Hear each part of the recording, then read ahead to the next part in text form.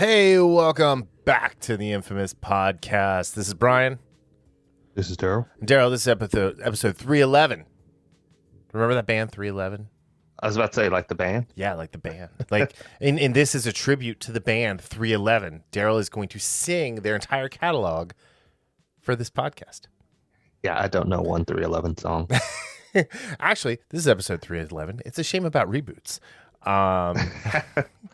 Anyway, yeah, I was not into the stoner culture of 311 and Sublime. Yeah.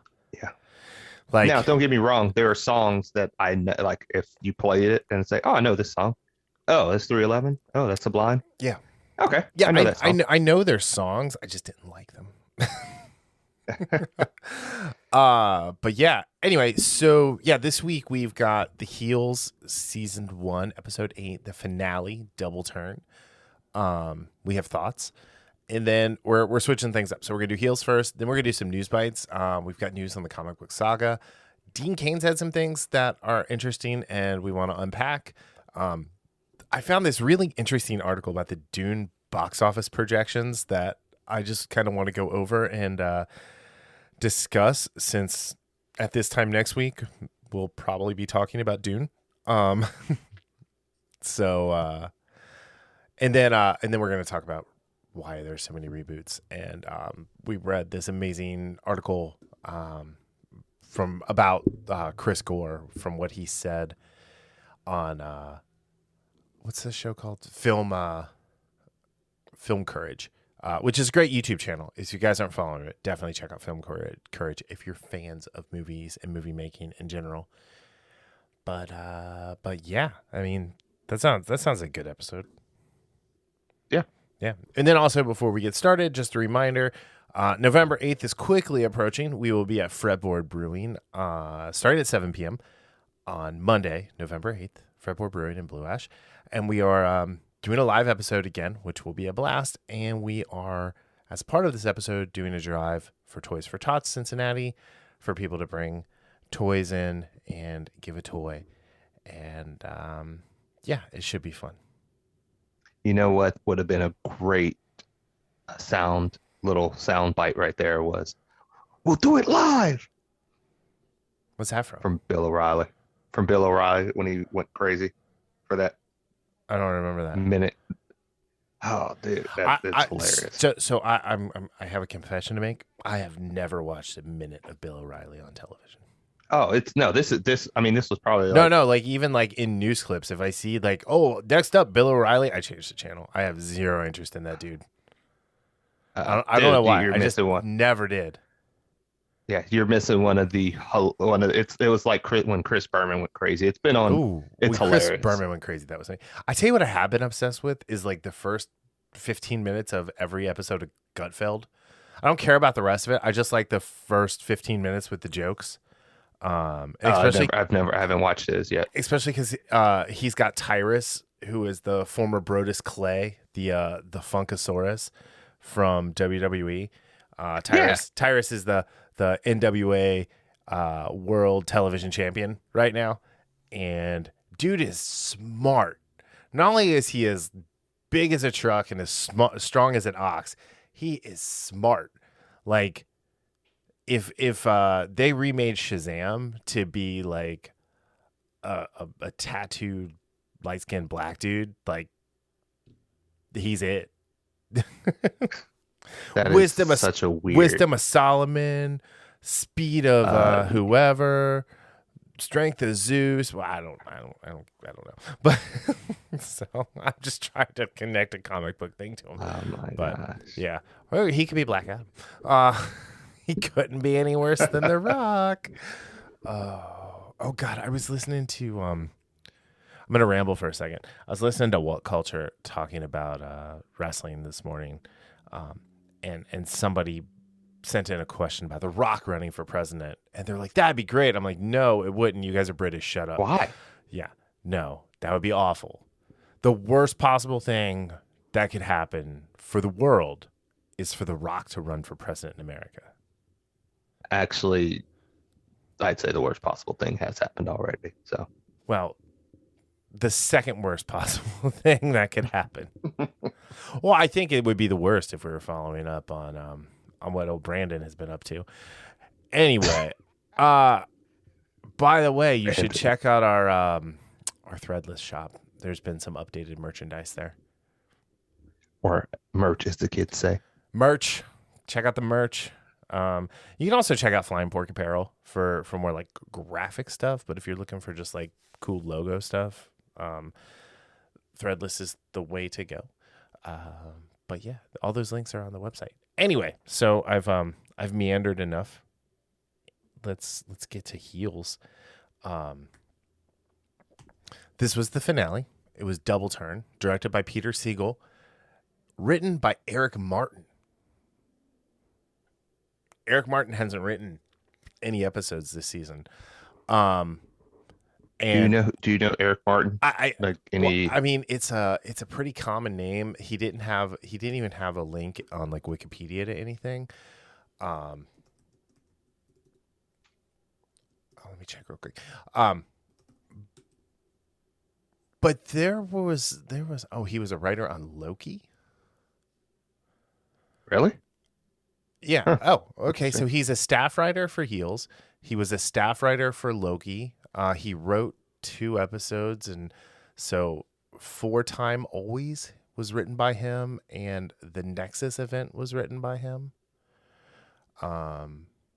He was a producer on Loki. He was additional crew on Ties That Bind. I don't remember that show. And Rick and Morty and Community.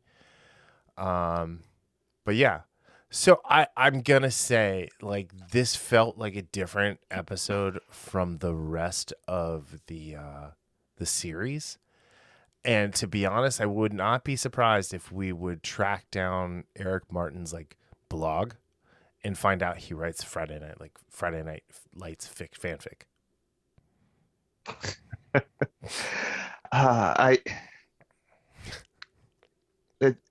This show is, as when we talked last week, we talked about What If, and while I enjoyed it, my biggest complaint is it was inconsistent. Yeah, it was up and down, and I find that Heels has been very similar in that regard. Now, Heels had a very strong few weeks, after the first couple episodes. I mean, it had and it seemed like it was going, it was going in the right direction. Not seemed like it actually was going in the right direction from a story arc, narration standpoint, and just the quality of the episodes, quality of the writing. Mm-hmm. And then we hit was a few weeks ago. Was it the break where we had that filler episode that with a 9-episode season, 8-episode season, or 8-episode season, well, even a 10-episode season, you should not have filler episodes, right? And it was just like when you talk about meander, like that was where the plot and everything just meandered about, and there was nothing.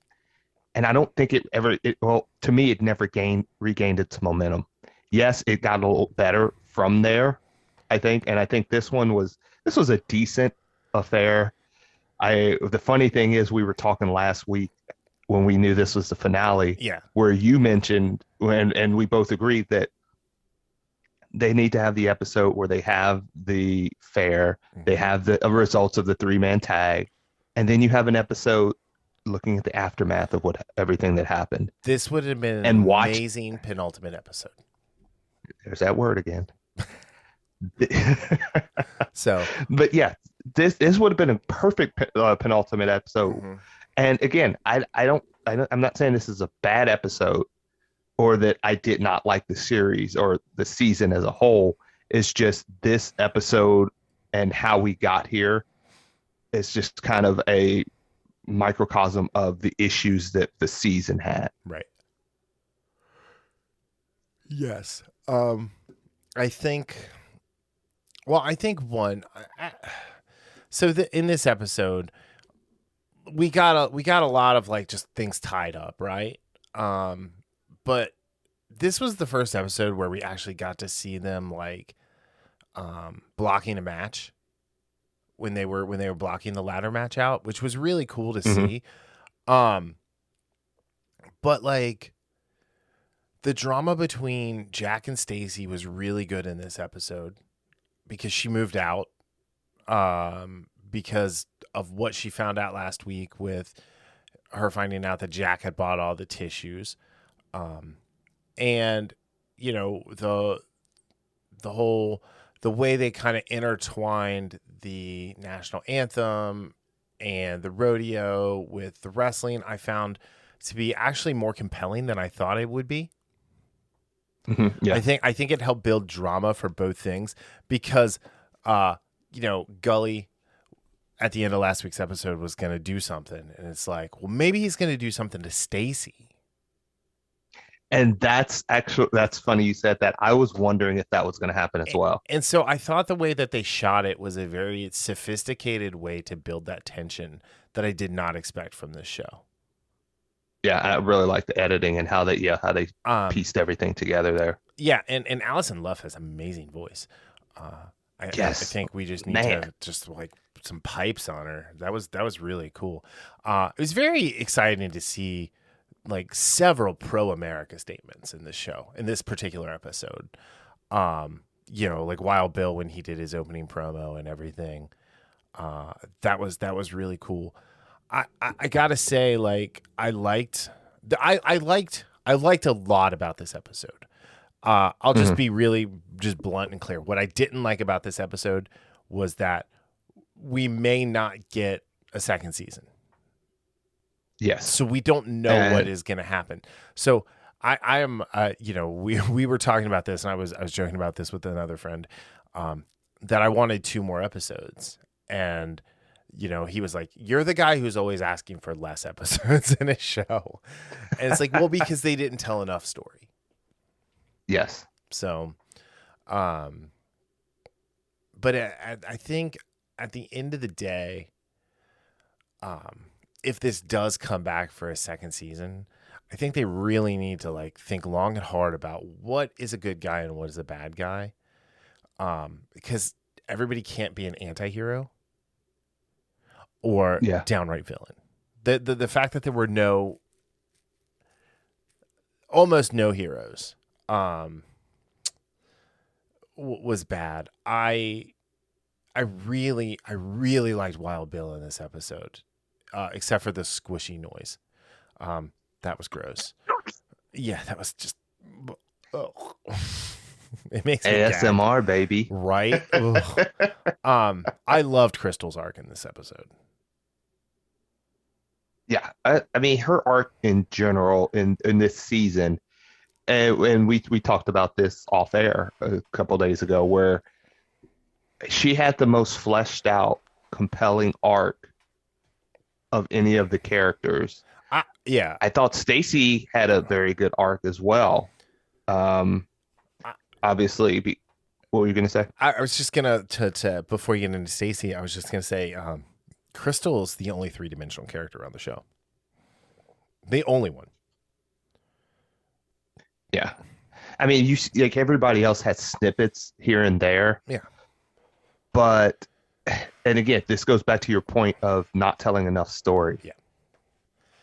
Well, you know, I think they wasted a lot of time, and I understand why. They wasted a lot of time on Ace. For Ace not to have some sort of redemption in the first season. And then instead, like at the beginning of this episode, he's taking a couple steps forward. Like when he's talking to Big Jim and everything, and he's excited to then take 37,000 steps backwards at the end of the episode.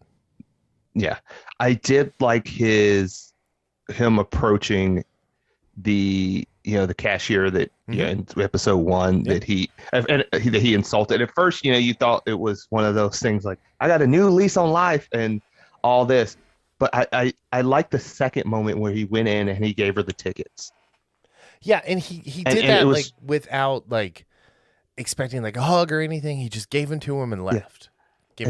And he told, and the way he said he was sorry there versus the first time, he's just like, I'm really sorry. So, and you could see it, but that hit harder than his first, excited exuberance. Right. And as far as where he was goes, manic the first time. Yes. Yes, it was like he was on a high, and He was hopped up on goofballs. yeah. Oh, he did actually. Yeah, Well, the night before, yeah. the night before. Yeah, I just thought about that. But I mean, there were some things I really liked about what he did this episode, but I I didn't like, again, going back to him being a man baby and finding out what Jack did, which, yes, Jack did it dirty. Finding out what he did in the middle of that match and not getting to the point where he can say, okay, we'll handle this afterwards. I'm going to try to be a professional here. Yeah. Well, and I feel like this is where this delved into that Friday Night Lights territory where it's like, I slept with your girl like halfway through the game. And it's like, all of a sudden, You can take a cripple's girl, but you can't fight him. you're a coward, Riggins. That's my favorite. That's my favorite line in the whole show. You steal a cripple's girl, but you won't fight a cripple? Texas forever. Anyway, I haven't expected someone to say Georgia forever at some point in this episode. I mean, even the music and the caravan and just like it was so Yeah, Friday it Night really Lights. It was did. Yeah, so it Friday absolutely Night Lights. was. But yeah, it was like, and you know what else we missed is there was no the dad. We didn't get to see the dad wrestle, and that made me sad. I know he was even in the locker room and everything, and So yeah, but yeah, here's the thing. It's not a bad show. It's just not a great show. And yeah. to be honest, like if they gave this show like a 3-season commitment, like total, like I think they could tell a whole story. Yeah. But I think they need to know, yes, you have 3 seasons. You have 24 episodes to tell a story. I think they could. I think not knowing, they meandered a little bit. And the Big Bad Fish Man was House Show was an episode that probably could have been folded into something else. And I think taking that week break, they could have done an episode that week. Was weird. And yeah, I don't know. I mean, I don't know. I think the writing teams the writing directing team of Jessica Lowry with Bradley Paul and Jessica Lowry with Daria Polton were both that's episodes 3 and 4 were the best teams. And I thought this one was good with Peter Segal and Eric Martin, because I tell you what, Eric Martin wrote some great dialogue. For the first time, like Jack's speech was like, yeah, I'm ready to go. Like, where's my, get me some boots and some pads and some tights. I don't wear the shorts. I'll wear the full leg tights. But like, let's do this. Let's run some ropes. I thought that was good. I really liked the way the ladder match went, up until the point that they started cheering for Jack, and and Ace just, there was a way for them to. What needed to happen is Jack should have said, "Hold on, we're going to pull an audible," and hit Ace with a low blow, to turn the crowd right back to Ace. Yeah. And I think that would have been better writing. Yes, I was about to say there was too much of that drama of something happens and everybody the main characters stand around looking at each other like, what do we do? Yeah, like when they're up on top of the ladder and like, are they going to kiss? I didn't realize it was that kind of show. But yeah, I don't know. I'm glad Rooster wasn't in this episode. I liked Rooster at the beginning. I like Alan Maldonado. Not Mald. Whatever. I like the actor that plays Rooster, Alan Maldonado. Sorry. Dyslexic moment there. But I did not like Rooster by the end of the season. Like. And I'm not supposed to like him, as in this is a very, very poorly conceived character. And it's a shame that you did this to someone who actually had a ton of charisma. Yeah. And again, that I was when writing my notes. One of the things I wrote was, and it was kind of encompassing this season as well as this episode. It was the fact that I wanted less Rooster as time went on, Mm-hmm. and I wanted to see more about Apocalypse, to be honest, because there was more. Even though Yeah. he had snippets. He had a couple of moments that made me want to know more about this character. Sure. Rooster never did, and Yeah. that's shouldn't be the case, especially when, like you said, Maldonado had that. I mean, just the vibrancy of showman, and they could have done so much with that. Even though he wasn't necessarily the main character, they still could have made a compelling arc Right. for him as a supporting character, and they flopped on that one. I think when Wild Bill came into the picture full time, it really hurt the other DLW guys' character development because, Mhm. I mean, Chris Bauer is the best actor on the show, and so rightfully, Yes. so he ate up screen like he deserves to. But yeah, honestly, like Willie was super one dimensional. I think Mary McCormick did a fine job, with her. But I think there was so much of Willie that we didn't need to see. That again took away from other characters. Or if they showed us those other sides of Willie, with her family, is maybe not have her be an asshole like she was at the DWL. Like again, like you just couldn't root for her because she was an asshole everywhere she went. And they went out of their way to give her a caring husband and daughter. Yeah, And we got just, yeah. And again, this goes to the fact that there was no real payoff. Yeah. For what we got with her. Right. And that's just, again, it's just one of those missed moments where you could have nixed out, several of those scenes. Again, there were a couple of scenes where I really liked her. Yeah. But as far as with the family, it was, I know what they were trying to do as far as grounding her. But again, going back to what you just said, she was an ass. She was unlikable. Like watching, and she, again, that personality was fine within the locker rooms and with everything she was doing.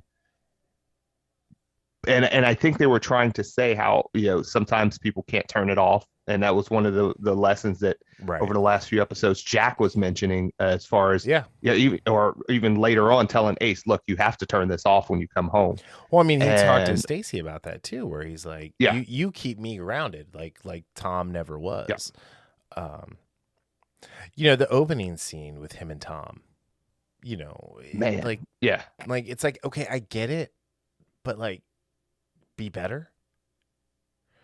Yeah. I don't know. I mean, we all have shitty dads. Well, I guess we don't all. I mean, I can empathize with the shitty dad. But yeah, just Jack needed to be better, and he relishes in being a heel. Mm-hmm. Because then he doesn't have to be nice and approachable in real life. Yeah. It's his wall, But so anyway, this ended exactly. I called the end last week when I said Crystal was going to win the championship. Yeah. So I saw that one coming a mile away, and it does not take away from my enjoyment of her pulling down the belt either. That suplex, I do not know if that was Kelly Berglund or her stunt double, but that was a thing of beauty. And the Hurricane Rana is just it. Like, I know it's all scripted and it's a show, so they probably did 30 takes, but is also a thing of beauty. Yeah. All right. Sorry. Yeah. No, I was just gonna say I did like how Ace actually worked with her there.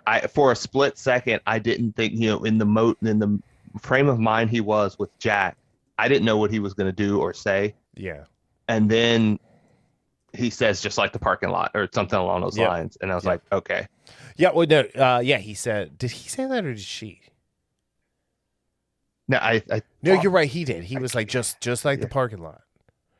And yeah. And, like, it was great how they were calling it on the fly. Like that's how they would do it. So and how she was like, I can suplex you. right. So All right. All right. So I'm going to ask for your rating for this episode out of 5 poo stains on the mat. What do you give this one? I give it a 3.5. I thought, there were some very good moments, strong moments from, I love that conversation between Jack and Staci. Yeah. I liked that what you were talking about, Jack in the back, cheering, or not cheering everybody up, but talking to everybody, giving them that, that approval speech of, hey, we made it here, let's get out here. Wasn't a fan of what they did with Ace. Yeah. I really wasn't a fan of how the whole Gully thing either. Yeah. I thought that was it was shoehorned in. Yeah, it was just lacking. So, but entertaining. It was solid. Just like this season, solid in the sense of there were some really excellent moments. There were a few moments that were pretty bad, and then there was a lot of middling stuff, and that's why 3.5. Sure. Out of 5. All right, I go 4 out of 5. And I bump it up specifically for the dialogue in this episode because I think all of it was really well written. And specifically the line, we're all family. Some of us blood, the rest of us sweat. That was awesome. Yes. That was that alone bumps it up a half a point. All right. So season 1 out of 10 Friday Night Light knockoffs. What do you give it? 6.5.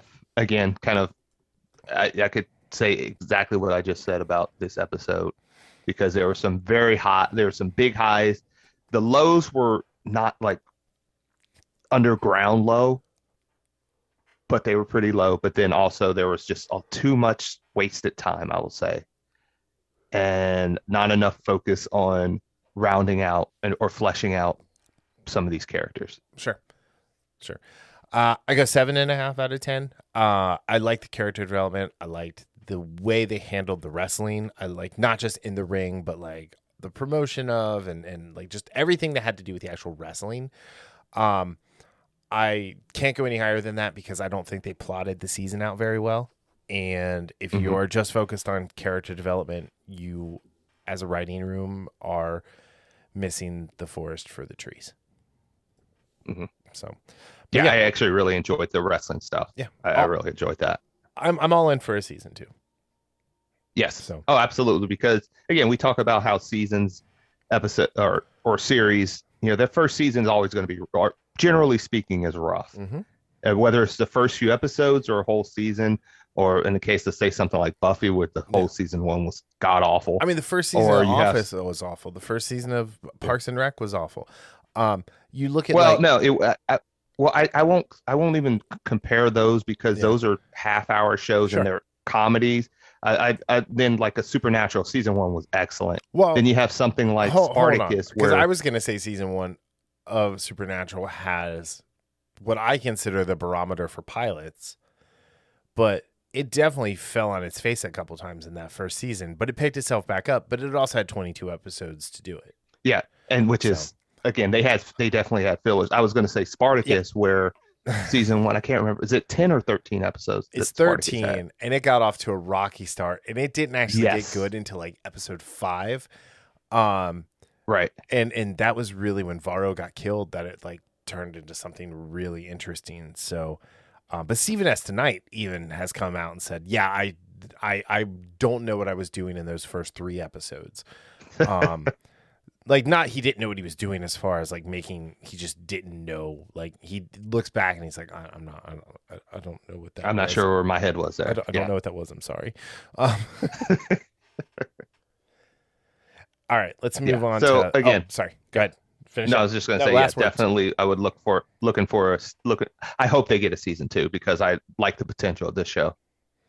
Awesome. Let's move on to Saga. Saga's coming back, D. What's that? I don't know. What is that? You don't know what Saga is? It's been what? It's been a long time. I don't know. It's kind of foggy in my mind. Okay. So Brian K. Vaughan and Fiona Staples, Saga, not a saga, the comic book Saga, in case you forgot. Not the video game Saga Frontier. Returns in January 2022. So what was supposed to be like, I want to say like a 6-month break turned into a 3-year hiatus. I mean, that doesn't sound like anything we're dealing with in real life right now. Anyway, but the long anticipated issue number 55 will come out on January 22nd, 2022. I have mixed feelings about this coming back because they killed my favorite character off at the end of 54. So I'm hoping it's based on the cover, it looks like a big fat time jump happened. So hopefully we're going to get a big fat time jump, and then we'll get to go back and kind of fill in the gaps of the years after my favorite character's death. I'm not going to spoil it for anybody who hasn't read it. I know we've talked about Saga on this show before, but I've never actually said who my favorite character was. Anywho, I'm super excited about this. This is one of the most creative, well-written, beautifully illustrated comics of the last 25 years. And Brian K. Vaughan is a master storyteller. When I saw this news, I was like, oh, he's trying to distance himself from the stink of XX, the last man compendium. Man. I mean, I'm assuming some of the delay, or I don't know, some of it, most of it, whatever, was in part because he was working as a producer on that show. So they would take in 6 years, they had 54 issues. So they were taking 3 and 4 month breaks every year to just kind of regroup, write out the next arc of books, do them, take a break, write out the next arc of books, illustrate them. It was kind of the cadence that they had, and it really worked, especially for Image. But I think what happened is they've envisioned this to be a 112 issue run. So 2 54 issue arcs. And I think they got caught up doing some other things, like you said, but I also think they legitimately needed a break that they could give us the best story possible, because Vaughn is not one to put out crap. Why the Last Man, we've already talked about ad nauseum. As far as a comic book goes, it's well worth reading. The other one is Ex Machina. It's a story about the machine, Ex Machina, or the Great Machine, not Bert Kircher, the machine. You know what I'm talking about there, right? Is that what the movie is based on, or is that something else? No, it's something else. Okay. It's a guy who gets infected by this alien stuff. He gets the ability to talk to and control machines. Makes his own flying suit, becomes a superhero, becomes the mayor of New York City. It's really, really good. It's really good. If you just go to the website and sign up for Comixology Unlimited and for the 30-day free trial and read it. It's so good. Actually, you could do that, and you can catch up 54 issues. You can catch up with Saga in a week. Yeah. Actually, you could catch up with Saga in a week, wait a week, read it all again to really let it sink in, and then be ready for January 22nd with no issue. Yeah. I mean, to your point where you're saying, I love the artwork in this series. The creativity. There is so much stuff that's just off the wall type. Some of the characters, and it works. It never seemed to me. And again, I need to. It's been 3 years, whatever. I really need to go back and read. Actually, I might have to get a one of the compendiums or something, because there's something to be said for having the physical copy of a series like this, just kind of like with Invincible. Yeah. So going back and rereading it. I have all the floppies, all the individual issues, right? And then I have all of the trades, all the collections on Comixology, because I have a sickness. Anyway, yeah, it's really good. Check your local comic book store. If you don't know your local comic book store, just check out the comic book store locator. You can find that. I think it's comicbookstorelocator.com. Just Google it. You'll find it. It's super simple. barely an inconvenience, as the man says. But yeah, this is really, really exciting, and we will obviously have more when we get to that. More to come.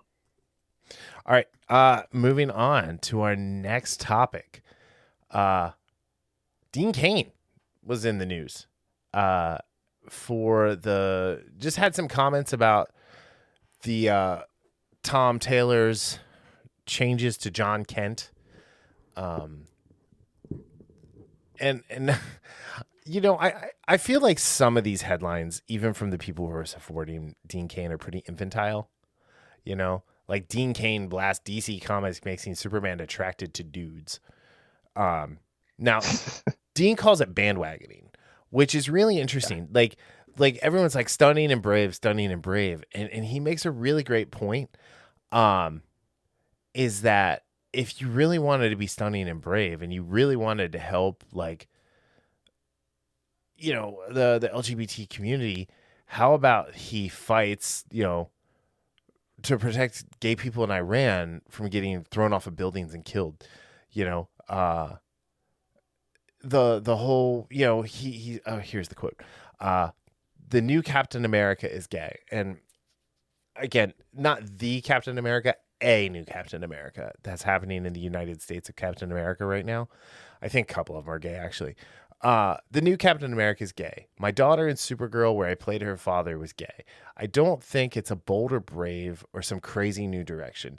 If they had done this 20 years ago, perhaps that would have been bold and brave. Roseanne. But brave would have been fighting for the rights of gay people in Iran, where they're thrown off a building for the offense of being gay.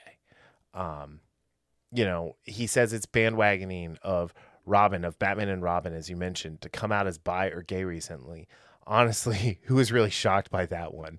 I had some thoughts on that a long time ago, he asserted.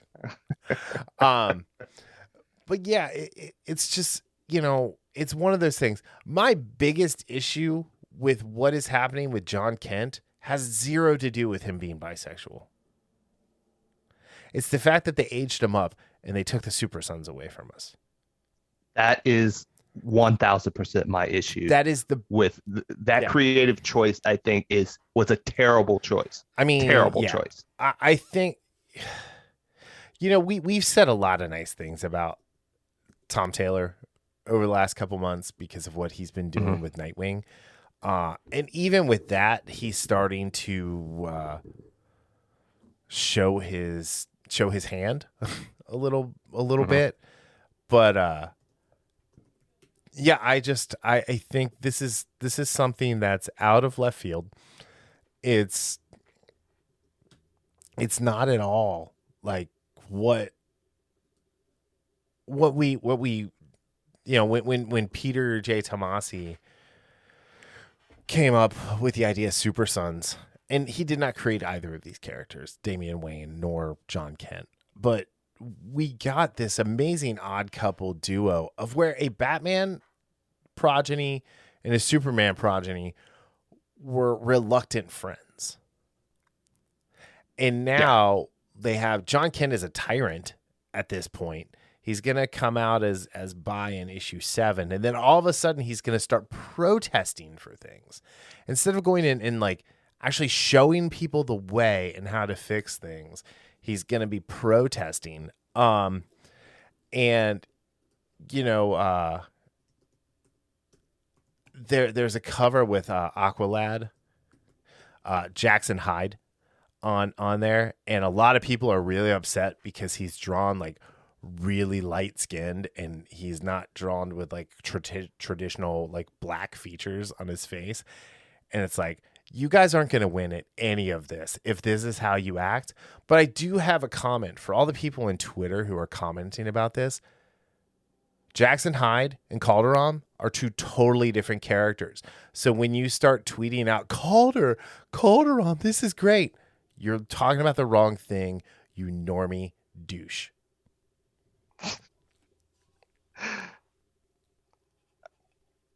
And this is the thing. Speechless. So I'm looking at this article, and again, the reason they do this is for being able to be on something like MSNBC or CNN because was it Yeah, Tom Taylor this is a that was Tom on CNN? Taylor. Yeah, this is a Tom Taylor virtue signal. Um, Yeah, that's all it is. And there's another quote in here where Cain talks about the stories like they're talking about him fighting real world problems like climate mhm, change, the deportation of refugees, and all this stuff. He's like, why don't they have him fight the injustices that created the refugees, whose mhm. deportation that he is protesting? That would be brave. I'd Yeah. read that. Yep. And fighting for the rights of women and some of the things that happen to boys in some of these countries with the Taliban. That would be brave. But Hmm. no, this is not brave. This is not stunning. This is not taking a stand. All this is riding the wave because you'll get some virtue signaling points, and it just shows.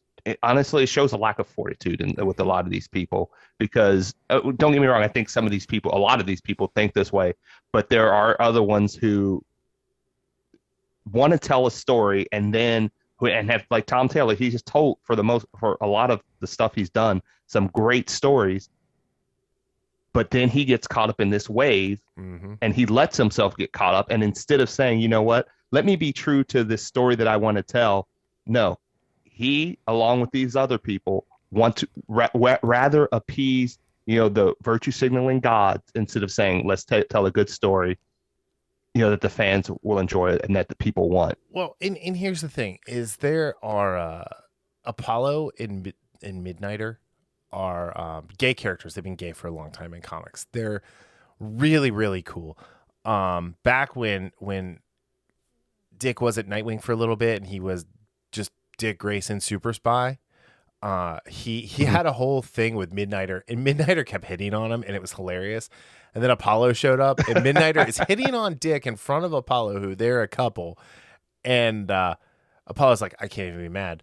Um, so, That's but funny. but like there's a character in the Bat family named Harper Row, and I know this was about Dean Cain's comments on John Kent, and I feel like we said our piece here. But Harper Row is an LGBT character, and she plays Bluebird. She is relatively new, 2011, 2012, something like that. Um, but she's a really cool and interesting character who has like teamed up with Tim Drake. She's teamed up with Spoiler a lot. She's teamed up with Red Hood a little bit lately. Um, and she's like a sidekick. You know what I mean? Hmm. Yeah. She's a really really cool character. Unfortunately, she's stuck with the stigma of the New 52 because that's when she was brought in. Um, Uh, but she could be such an amazing character in the right hands. Um, like I don't know. There was like when Damian died in Batman Incorporated by the Heretic when the Heretic ran him through. Uh, like the pain that she went through was really really interesting because like her and Damien had a very contentious relationship. Um, like Damien and Steph, spoiler, when she was Batgirl had a really interesting like relationship. Like there was a point where Steph was like, "Will you quit looking at my boobs?" Um, and it was funny. That was with Brian Q. Miller, who to this day I don't understand why he's not writing spoiler comics for DC because he got Steph Brown better than anybody. But I mean, there are these characters. I mean, there's a whole list of them. Now, some of these are like, real. Some of these are, like, oh, well, all of a sudden this character is, uh, LGBT. But when you look at like, oh, like Renee Montoya, that's another one. Sorry, I totally forgot her. She's always been, gay, and she's an amazing character. She actually was questioned for a little while, or the question for a little while, and it was really good. I mean, it wasn't as good as Vic Sage, but like Vic Sage is like one of my favorite, Z list characters. So I'm always gonna be a little like, that's my guy. You're in a suit. Beat it. Um, but yeah, I mean, there's just so much. There's so much they can do with their existing characters. Now, I will say, like DC has always fallen behind Marvel with this stuff. Marvel has actually, for years, had because of the X-Men. Um, but yeah, it's just I don't know. It's just to circle back to John Kent, him being bi is not the most egregious thing about him being bi, or about the changes to the character. The most egregious thing is they aged him up and they took years and years and years of Super Son storytelling away from us to watch him and Damian grow up together. And if he wants to be bi, coming out to Damian Wayne as being gay or bi or whatever would have been an amazing issue of comics, because Damian would not have given a fuck. He'd have been like, okay, so. And that's, you know, he would have supported him, but it wouldn't have been a big deal. And I mean, that's how we need to look at this. But at the same time, it's like, dude, you took away years of storytelling for a virtue signal. Yeah, and again, the big deal is that if these were new characters, if they were their own, and yeah, people can argue John is a new character. Jonathan, I'm like, again, he's fair game to do this too. This is the thing, though, that it's always the intention behind it that I look at. It's not that, you know, hey, this John Kent is an original character, we can do that. That's the problem. That's not their intention. If that was, I would be fine with it. And again, this is like a tertiary issue with me. The far biggest issue, again, is the storytelling that we had with the Super Sons and them taking that away. That is far and away my biggest issue with the creative decisions that they've done with Jonathan Kent. Yeah, I mean, like, the whole intention, like you said, was to turn the Man of Steel into the Boy of Soy. Yeah. So, and again, if you focus on strong stories, strong characters, everything else will play out. And again, we'll get into that a little bit when we, you know, talk about some of the stuff Chris Gore said. Yeah, because that's a very good, you know, kind of good parallel to what he was talking about. 100, as the kids say. Yeah, no, just my last bit is, if you're gonna do it for the right reasons. Don't just do it to do it. Because Brian Michael Bendis made Iceman gay, and Iceman is an irrelevant character now in the X-Men, which is ridiculous because he's one of the most powerful and interesting mutants. He's one of the original 5, and not making him gay is not what ruined the character. Changing 50 years of history in the stroke of a pen for no other reason than you're a hack writer now, Bendis. Yeah, you is what's so egregious about that. All right, let's talk about, to finish this off. There's a saying that it sounds cheesy, but the truth that's told with bad intent beats all the lies you can invent. And again, it goes to what is your goal and what is your aim. Mm-hmm. If you tell somebody the truth just because you want to hurt them versus wanting to tell them the truth, that's a bad thing. Instead, now if you say, hey, I'm going to tell you the truth, even though I know this will hurt you, but your intent is to be honest with them, that's totally different. And that's what I look at when I say intent. You know, a lot of these writers, they have I won't say bad intentions, but they're virtuous intentions to basically get likes and be talked about in the news. And I don't want those type of people as writers, because they're losing the number one thing about writing, and that's telling a compelling story. All right, let's talk about the Dune box office, because I can't top that. That's perfect. That's a great way to say it. All right, so I found this website. It's called Box Office Pro. Have you ever heard of it? No, I've never heard of it. Okay, I was just curious about the Dune, how it was tracking, right? Because I'm really interested, and I really want this movie to succeed, even though I think there's a lot of people like, ooh, Dune, I really want to see it. And it's like, you're not going to go watch Dune. And if you do, you're going to walk out of that and be like, I don't know. No.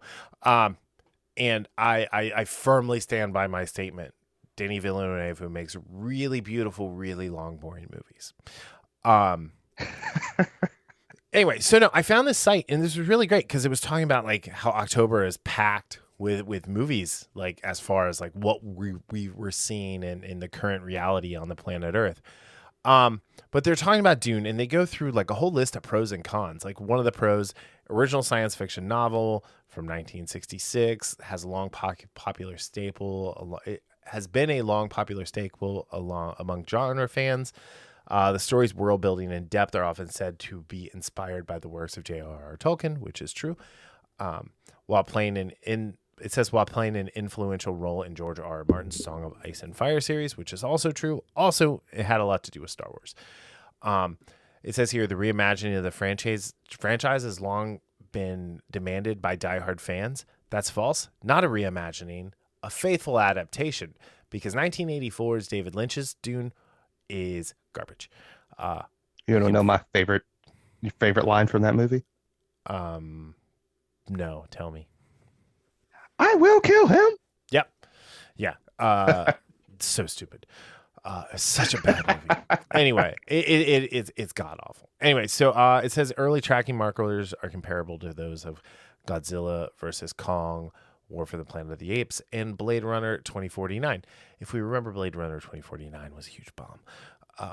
Anyway, so it's got a great cast. Timothée Chalamet, I think, is probably like gonna end up being like the best actor of his generation. Rebecca Ferguson, I love. Josh Brolin, I love.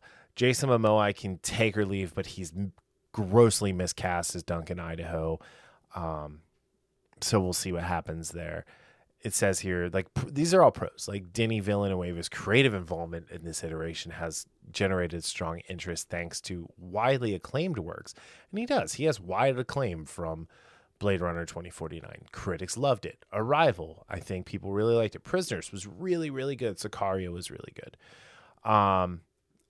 So far with 74, as of the writing of this, as of September 30th, there were 74 reactions with positive. Rotten Tomatoes score, which that's an aggregate, so who cares? All right, so the cons, it's just another example of a hybrid release for Warner Brothers, making it available on HBO Max at the same time. So they're thinking this is going to hurt the box office. But it says additional tracking comparisons mentioned. Dune is trending slightly above the Suicide Squad at this time. Suicide Squad made, what, $33 million its opening weekend? If I remember correctly. I don't recall. Yeah. This is my favorite. Lynch's 1984 film is something of a cult classic, but also is renowned for its box office misfire. Costing a reported $40 million to produce at the time, it earned just $31 million at the domestic box office and proved far more niche than hoped. Of note, the original Blade Runner earned $27.6 million 2 years earlier. Again, not a good movie. Like they're just trying to make all of these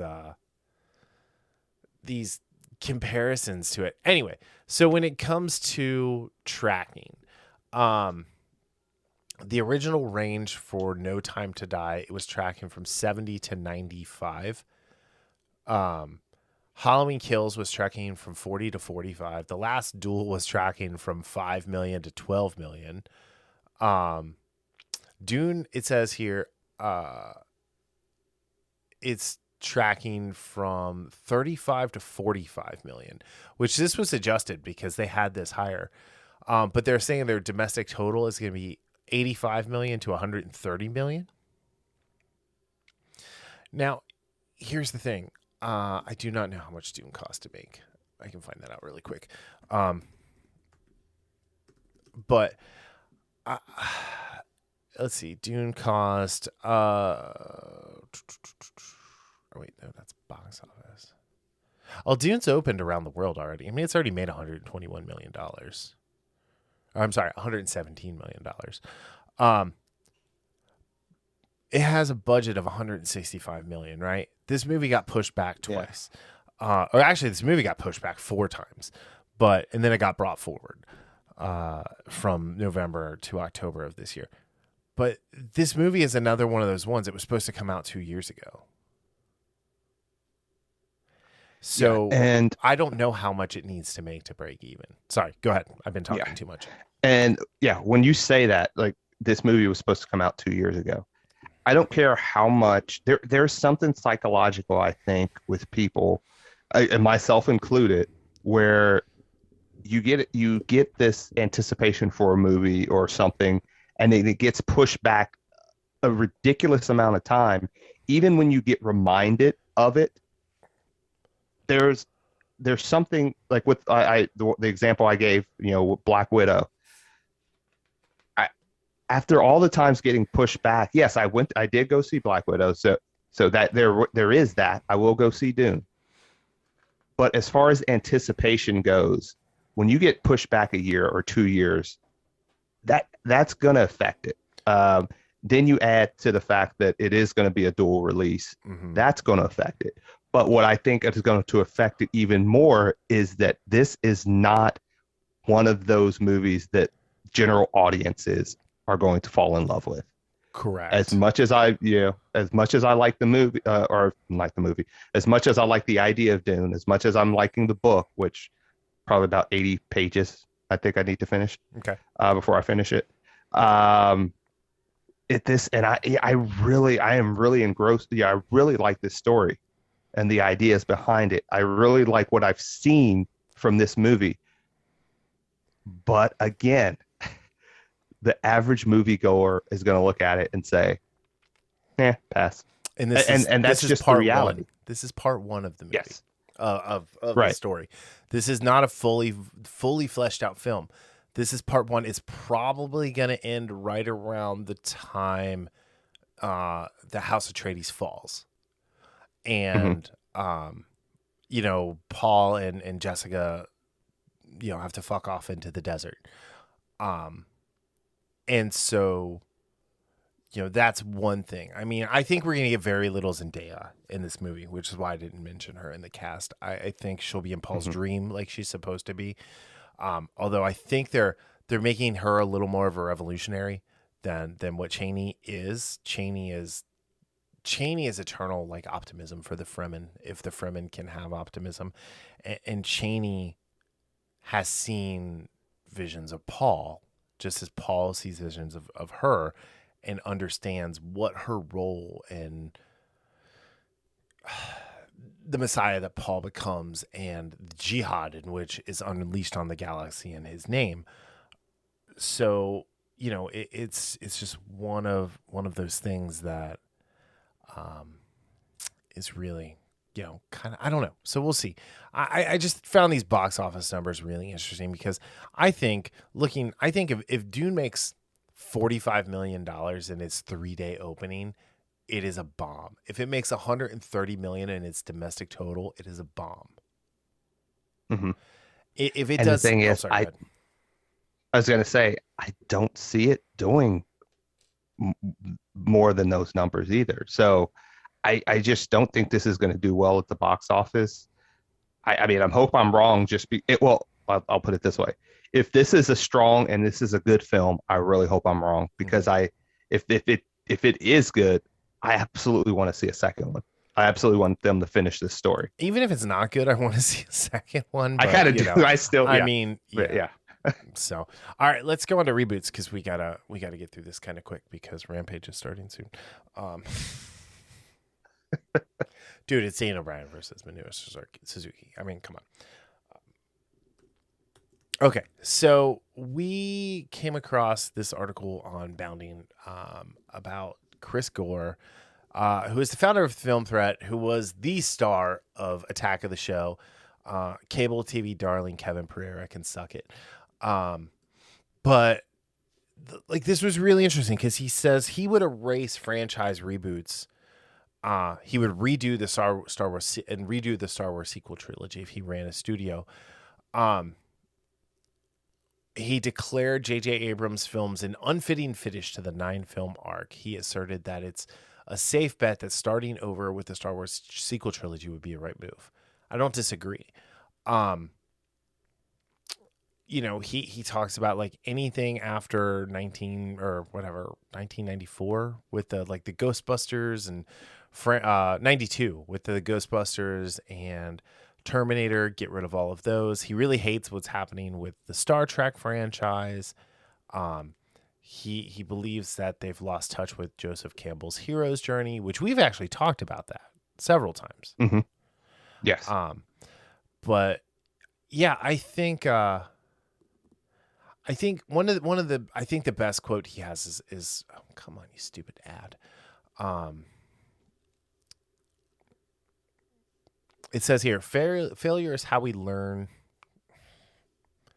You know, hey, Bounty into Comics, get rid of all of the ads in between every sentence, so I can actually read shit. Where'd it go?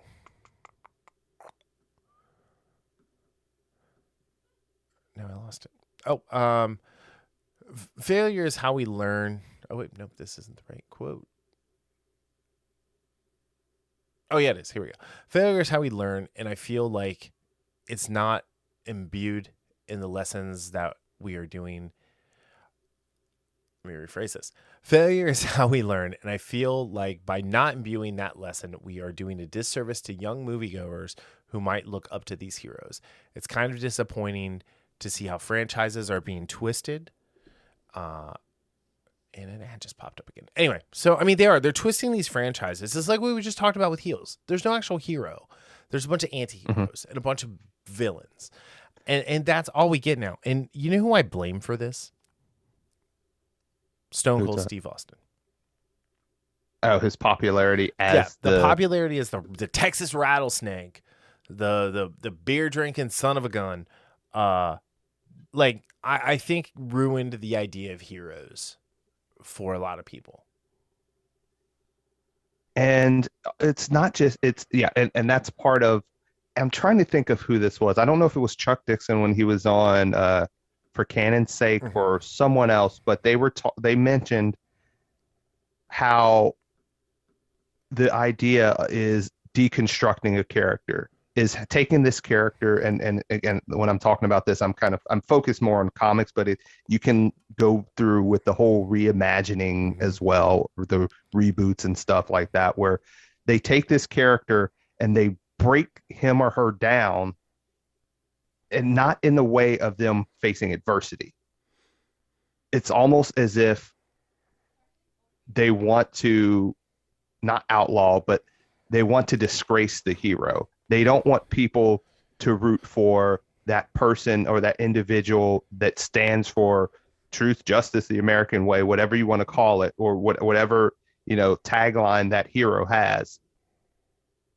And it's more about the agenda, because again, one of the things he says, and this is what we talk about. We always talk about the story. We always talk about the characters. Those are the two things, not an agenda.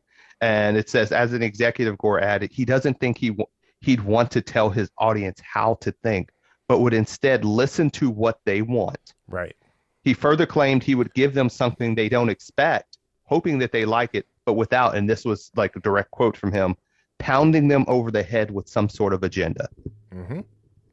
Again, this guy knows what it means to tell a story. Well, so do you know about Film Threat? Do you know what Film Threat is?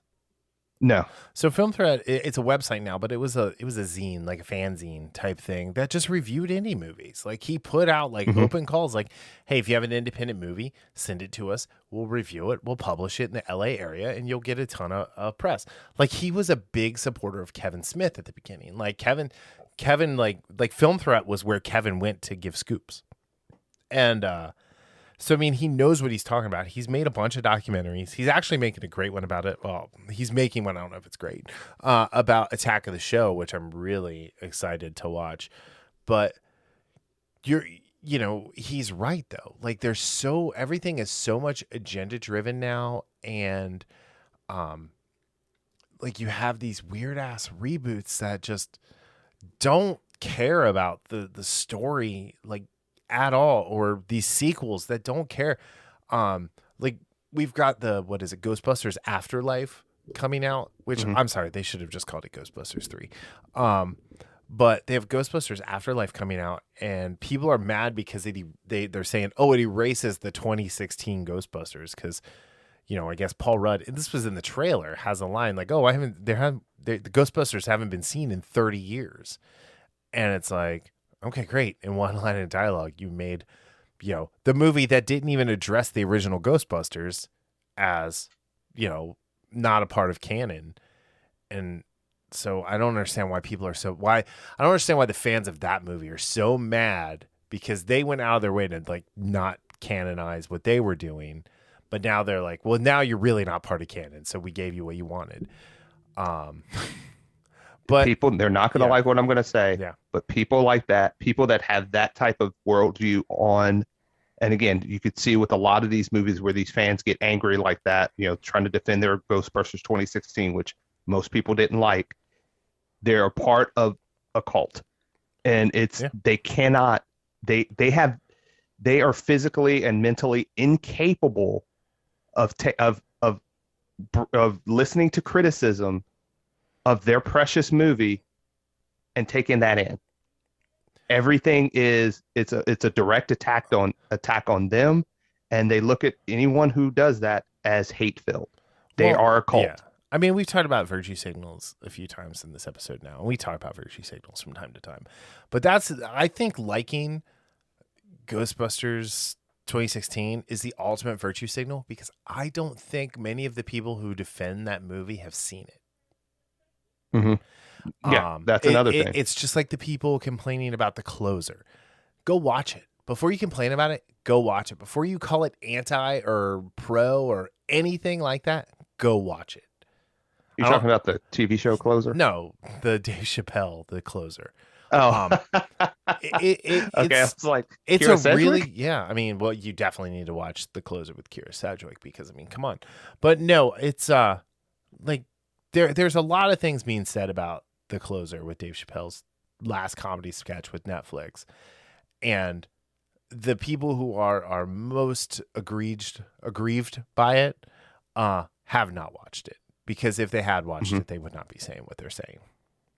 Because he has a great line. He says, if you understand, and he almost says it like I'm saying it, you understand what I'm talking about, then you would not think that about him being transphobic or whatever. Yeah. And it goes back to the point we've mentioned before. You cannot, and I'm paraphrasing, I always mess this one up, but you can't, change someone's opinion by using rationality when they have arrived at their opinion through emotion. Yeah. That's good. Too many people, and again, there are way too many people, I mean, just in general, not just people that we're talking about specifically here, but just overall, there are way too many people, and it can range from anything. It can range from something as small as sports and teams, that's the, fan is short for fanatic. So people are like that with their teams, but then people are like that with their movies, their characters, or their favorite actors and actresses. You can't, I love this guy, I love this woman. You can't talk about him or her, right. Or it just goes with, and it's a part of the human condition. But I think it seems to, and again, I don't know if it's because we see it more now because of social media, because TV, 24/7 TV. It seems to have gotten much worse and much more toxic in all realms. I mean, I read stories about stuff going on in sports that have nothing to do with movies or, entertainment and stuff, or politics. It goes everywhere. And it's just, that's where people have to be better. People have to stop taking everything to heart. I mean, people, there's a reason why it says called being an adult. Right. Being an adult, you should be able to come to a conversation and listen to what the other person's saying, even if they have a different opinion than yours, and be able to converse with that person. Well, I love hearing. But too many people. Yeah, I love hearing other people's opinions. Right. I love hearing what other people think about things, because that's how I get to learn. Right. I get to learn from someone else's learned experience that I may not have. But at the same time, like so many of these people now, it's like everything is all or nothing. And these reboots are the same thing. Yes. Like, especially the sequel trilogy, right? I really like The Force Awakens. I don't care. I think it's Jar Jar Abrams' best movie that he's ever done. And I enjoy it thoroughly. I think had the following two films follow the themes that were set in that movie and come to some sort of a pre-planned conclusion, I would have been very happy. But you have all these people who protected The Last Jedi for whatever reason I don't understand. Because it is legitimately a bad film. It is very poor storytelling. It has a couple scenes that are really beautifully shot, and that's not on Ruin Johnson. That's on whoever his director of photography was. But at the end of the day, because you don't like it, they're like, well, you're, an ist or a phobe or a fandom menace or whatever they want to do to separate people. And like, here's what I think. If you like that movie, awesome. I don't know what movie you watched, but awesome. I'm happy you liked it. I don't like that movie, so you probably think, well, that sucks. I don't know what movie you watched, but that's great that you didn't like it. And let's talk about why. And that doesn't get to happen. You just get name calling and everything. So from this, what Chris is saying is like, I think if we stopped with all of this stuff and you aren't ruining like something that has an established fan base, you'll be all right. I feel like the reason Rogue One was so successful as a story, is that it while it was tied to a larger event, it really was its own thing. Kind of like I keep saying that Why the Last Man on FX is the compendium to the comic book, right? It's a compendium to episode 1. It's kind of like, okay, this is like, if you're interested in how this happened, you can go check this out. And I feel like Disney Star Wars should have just done that. Just done things like that for a while. And really taken their time with the sequel trilogy. Now, again, Disney is the greediest company on the planet, so they're not going to do that. And I feel like as far as like evil companies go, Twitter is obviously number one, but I think Disney and Facebook are really fighting for that second spot. Followed very closely by the United States government. But yeah, it's just one of these things where he goes on to mention a couple of movies he'd like to see made. One is the Confederacy of Dunces, which I haven't read that book since high school. I don't know if that's it's the John Kennedy Tools 1980 novel. I don't think I ever read that and said, oh, that should be a movie. But the other one he says is 1999's Survivor by Chuck Palahniuk. And I always say his name wrong. And if you liked Fight Club, you should definitely read Survivor. It's nothing to do with Fight Club. It's not a sequel. It's not even like the same kind of book. It's about a cult that hijacks a plane, and the plane has to fly around and around and around. And it's very cinematic the way it's written. And he's absolutely right. Someone needs to come in and just throw like a big budget at this, and it'll be all good. But I want to see more of that. Like go and find the second or third book that like an author wrote and do that. Like what's his name? The guy that did The Martian. Andy Kerr. Oh, Andy Weir. Andy Weir, thank you. Andy Weir. Yeah. Like Artemis, I think could be a better movie than The Martian, because it's got a little more like excitement to it, but it's still like all about living on the moon, which is kind of cool, right? And he talks in here about like what Jar Jar did to the Star Trek franchise and made it this big sweeping action sci-fi shoot 'em up thing. And that wasn't ever Gene Roddenberry's vision. He Star Wars-ized Star Trek. Jar Jar did. And then he shat all over Star Wars with the lens flare. I thought we would definitely be blinded on Jakku. But I mean, Jar Jar shat all over Star Wars with the Rise of Skywalker. Mm-hmm. So I don't know. I think at the end of the day, I'm ready for this whole reimagining craze that Ronald D. Moore really kicked off in earnest with Battlestar Galactica to go away. Yeah. And again, that doesn't mean that there haven't been some really good ones over the years. But to your point, I would like to see a little bit more creativity, so to speak, in the sense of getting some of these, books that, what was that for? Well, I mean, Hollywood is creatively bankrupt. I mean, we just talked about, we talked about someone who is actually, we thought was super creative, but is legitimately creatively bankrupt in Tom Taylor. Yeah.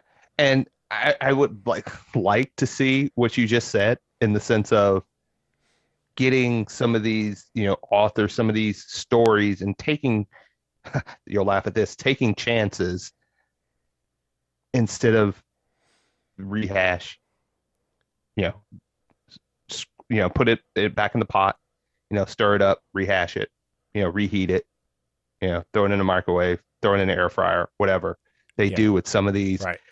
And they always try to air fryer food is frame it. Yes, it is very. I'm about to, throw my wings in the air fryer in a minute after we're done here. They all Wingstop. That place is good. We don't have a Wingstop near us. Yeah, it's like right down the street. It's pretty damn good. Takes a while to get your wings, but it's good. Anyway, but they try to frame things as, they're being, again, going back to the Dean Cain thing, stunning and brave. Yeah. When they lack that type of integrity, they lack that type of conviction. They are, again, riding the wave. And I like what Chris Gore said. I mean, I love listening to Chris Gore because he gets it. He absolutely gets it. The storytelling aspect of, listening to the fans. Ryan Canellis is a pretty, polarizing figure on YouTube right now, but he has an amazing 2-hour interview with Chris Gore that if you go check out RK Outpost, Chris Gore is fantastic in this interview and actually helped lead Ryan through the interview really well, where Ryan started asking really, really good questions. I think people are so caught up on the virtue that they must signal now and representation that they must have that they forget yes, representation matters absolutely 100%. But the unfortunate nature is a lot of the people that you are trying to represent, you are over-representing to a point that mainstream audiences now don't have anything new. So they're just revisiting old things, and this is another important thing. When you're representing an individual, whether it be a woman, someone gay, whatever, you don't make that character strong by tearing down the characters around them. Right. You make that character strong through good writing. And that's too often we see that where, okay, to make this, this woman strong, this guy is a bumbling idiot. When instead, make the woman strong because she's a damn strong woman. Yeah. And that's what people don't get. And that's what a lot of these people. Lolo. Yes. That's a perfect example of the guy is a literal god on earth. And yet Lois is still an extremely strong character. Right. Extremely strong. Every bit as strong as him from a mental and emotional standpoint. And in some regards stronger. They're equals. And it does, and not because of strength. Yes, and they don't, and they never, and the writers do a bang up job of, highlighting one because they're highlighting that person, not tearing the other person down. Well, and that is all we need. That's all we're asking for. Well, I mean, it was a fantastic example of a couple, of a team, right? Yes. Of parents raising children, and I guarantee there was probably some writer in that writer's room was like, well, let's do a love triangle with John Henry Irons. And hopefully that person got fired if they brought that up, because it's like, no, that's not what makes Soups and Lolo compelling. What makes it compelling Mm-hmm. is that, like you said, you have a god on earth and you have a mere mortal of a woman who is more capable than anyone could possibly be. And while, like, you know, a lot of people look at like Margot Kidder as being like the prototypical Lois Lane, right? She was a damsel in a dress more than she was like an equal to Superman. Whereas if you jump to Smallville and you look at Eric Durance's, you know, Lois Lane, she's a little older than Clark. You know, she kind of helped him develop, and their love story just kind of naturally played out. And we got to see that in the Crisis, you know, with the two of them. It was really nice to get that little like exclamation point for the end of Smallville, and then to see it in Superman and Lois, which again is, you know, I mean, you go all the way back. Like, we'll circle back to Dean Cain real quick. You go all the way back to Lois and Clark. Lois and Clark, The Further Adventures of Superman, or New Adventures of Superman, or whatever the tag moniker was. And I mean, Terry Hatcher was the star of that show, and she was freaking awesome. And I don't know if you heard that part in the interview. Dean Cain actually says that. He was like, it was called Lois and Clark for a reason. I did not. Yeah, no, I didn't hear him say that. Yeah, and I mean, he said that point blank in that interview where he said that, where, you know, talking about strong characters and stuff like that. He said that, and I mean, again, you can make it. It's not an either or. Right. You can make this character on the left strong. You can make this character on the right strong. It doesn't have to be like, you know, a scale where if you want one to be strong, you have to lower the other one down. That when people do that, you know, going back to the creatively bankrupt, you're a hack. Yeah. If you're doing it like that. Like we really enjoyed Warrior Nun, right? And Warrior Nun did not tear a single character down. They built everybody up. And they had that the one trans character who, you know, was just a character. She wasn't a trans character. She just was there, and it just turned out she happened to be trans. And it was really funny. I forget the Warrior Nun's name now because it's been a while. But like when she found that out, she was like, "Oh, okay." You know, like it was just like, "Great, you're awesome. Like you were helping me. You're powerful." And that was cool. And it didn't take anything away from the dumb street urchin who had been paralyzed for, you know, 11 years now with superpowers and knew nothing of the real world. And instead of freaking out, she was like, "All right, awesome. Thank you. I appreciate you. We're friends." I think I'm going to watch that pretty soon again. It's been a while. Yeah. But I don't know. I mean, that's my thought on it. Yeah. But I mean, yeah. More things like that. More things like Warrior Nun. Like mine Kickstarter, mine Indiegogo for these comics. You know, Arc Athena. Like, check that comic out. Like, it hasn't come out yet, but like the previews look great. Or like the Old Guard. I really like that. I really enjoyed that. Yeah, the Old Guard was great. Again, 4 just badass characters who work together as a group. Like, yes, please, more of that. So I'm like I'm tired of the reboots and the reimaginings. I'm tired of taking the things like Why the Last Man and shitting all over what the actual story is. Like, my biggest fear is that they turn Saga into a show. No, I mean, luckily there's a lot of like weird alien like nudity and sex in there that it's not it's not like transferable to something like FX or NBC, but like, you know, Amazon or but Netflix. If Amazon were to get a hold of it, or Netflix were to get a hold of it, it would be sanitized to the point where it's unrecognizable. And you've seen what Amazon is doing with Lord of the Rings. Yeah.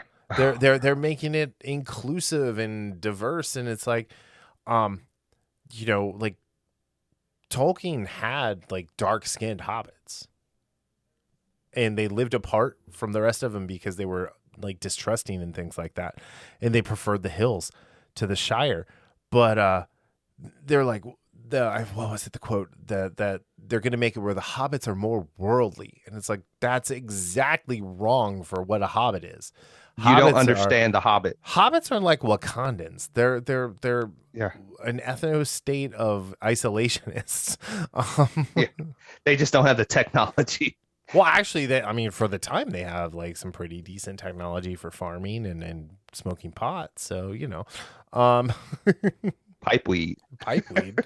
But yeah, I just, I don't know. It's just there's too much of that. And I'm looking forward to the time where we start getting originals again. And when originals come out, go support them. Just because it's not the 24th movie in a shared universe. You should definitely go see it. And just because it's the 26th movie in a shared universe, you don't have to go see it because it looks like garbage. Well, I'm a completionist. Hey, I too am a completionist, and I have broken that cycle with Shang-Chi. But it does. Oh, by the way, that comes out. I would have broken the cycle with Black Widow, but somebody had to review it because it's his favorite character. One of my favorite characters. So, but yeah. Did you just one of these days? Did you just quickly jump into your latex Black Widow Super Simp costume? What do you mean quickly jump in? I wear that every night to bed. How dare you? Anyway, all right. On that note, we have devolved into madness. But no, thank you guys for listening. Let us know what you think. We are definitely reviewing Dune next week. I don't know if it'll be the regular episode or if it's going to be a special, like we're just going to like go see it and come back and pump it out because it's a long ass movie. I think I'm probably going to go see it Thursday night. So yeah. Sounds good. It's going to be it's on Max, so you don't even have to go to the movies to watch it. But I'm definitely going to go watch it in the theater because I want to support it. It being my favorite book. So. Really? I mean, it's not like you read that every year. No. I'm pretty sure I could knock it out between now and Thursday.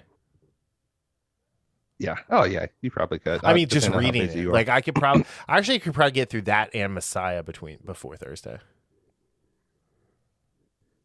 Yeah. I can't stop once I start reading it. It's like, all right, I read Dune. Okay, I read Messiah. Okay, now I got to read Children. All right, I guess Sarah could. And so, so on and so forth. And then I've read 5 novels in like 2 weeks. Anywho. All right. Thank you guys for listening. Make sure to check us out. Just go to theinfamouspodcast.com. You can find everything you need there. Check us out at Fretboard on 11/8, Monday, November 8th at 7 p.m. It'll be awesome, and bring a toy. All right. Any last words? Nope. All right. Well, thank you all for listening. We'll see you next time. See you.